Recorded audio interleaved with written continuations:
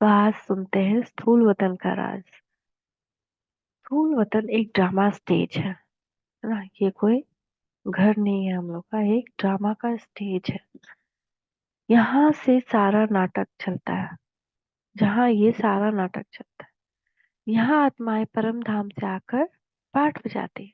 सूर्य, चांद और तारे इस मांडवे को प्रकाशित करने वाली बत्तियां हैं। साइंस वाले और अन्य ग्रहों पर जीवन को बहुत खोज करते हैं, परंतु परमात्मा ने बताया है ये साइंस का अति घमंड है। वहाँ कोई जीवन नहीं है। जीवन इस भूतल पर ही है और इसकी सारी हिस्ट्री है।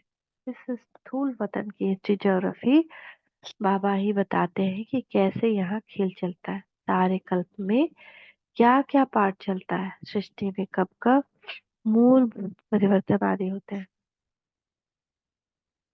इस स्थूल वतन में जड़, जंगम और चेतन का विनाशी खेल चलता रहता है। चेतन आत्माएं भी विभिन्न योनियां हैं, जिन सबका पाठ अविनाशी नूंधा हुआ है। जड़ तत्व भी चेतन आत्माओं को आकर्षित करती है, तो चेतन आत्माएं भी जड़ तत्वों को आकर्षित करती है। सबका खेल यहाँ चलता है। यह सूर्य, चांद, तारे तो इस मांडव की बत्तियां, यहाँ खेल होता है। मूल वतन सूक्ष्म वतन में यह होती नहीं, क्योंकि वहाँ खेल ही नहीं। यह अनादि खेल चला आता है, चक्र फिरता रहता है, प्रलय होती नहीं। भारत तो अविनाशी खंड है। साकार बाबा, 22 जुलाई 2005 रिवाइज।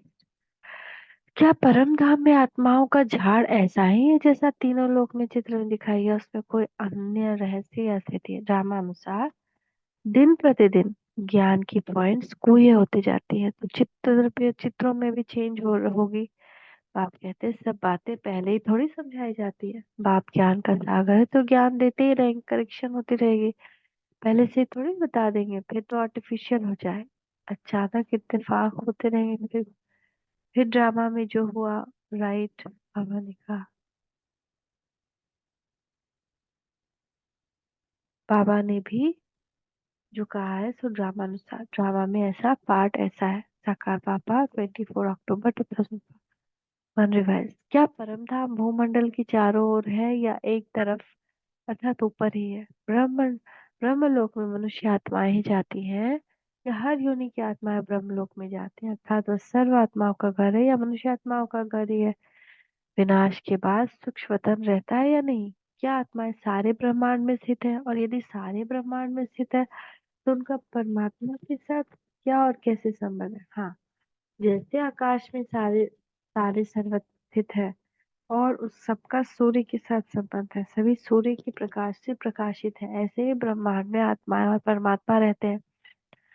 जैसे इस साकार वतन में एक देश के एक कोने में कोई आत्मा बैठी है, आत्मा का मनसा संबंध कि दुनिया के किसी कोने बैठी आत्मा से हो सकता है। परमात्मा भारत में आते हैं तो विश्व की सर्व आत्माओं का कल्याण करते हैं। ब्रह्मा बाबा सूक्ष्म तन में ही रहते हैं, रहते भी विश्व की सर्व आत्माओं के साथ संबंध रखते हैं। ऐसे ब्रह्मांड में सर्व आत्माओं का परमपिता से संबंध है।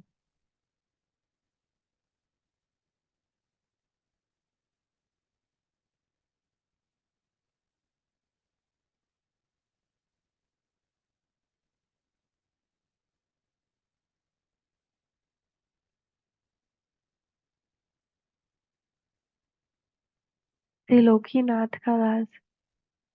भक्ति मार्ग में श्री कृष्ण को त्रिलोकीनाथ कहते हैं, परंतु तीन लोग क्या है और तीनों लोगों का नाथ कौन है, ये राज कोई नहीं जानता, जो अभी परमात्मा ने बताया। वास्तव में परमात्मा तीनों लोक का ज्ञाता है, परंतु वह साकार लोक में आकर उसका मालिक तो बनता नहीं है।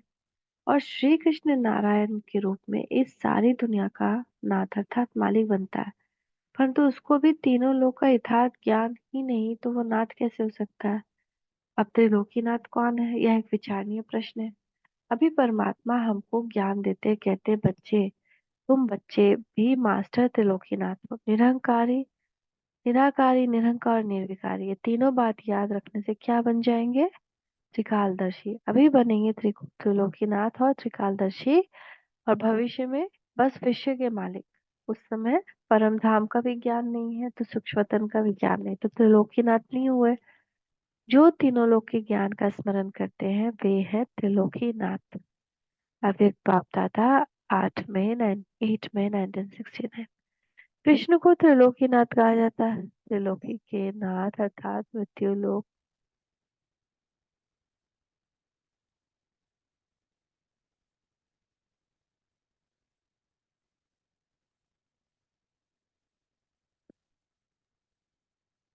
वास्तव में त्रिलोकीनाथ कोई भी है नहीं। बाप राइट बात समझाते हैं।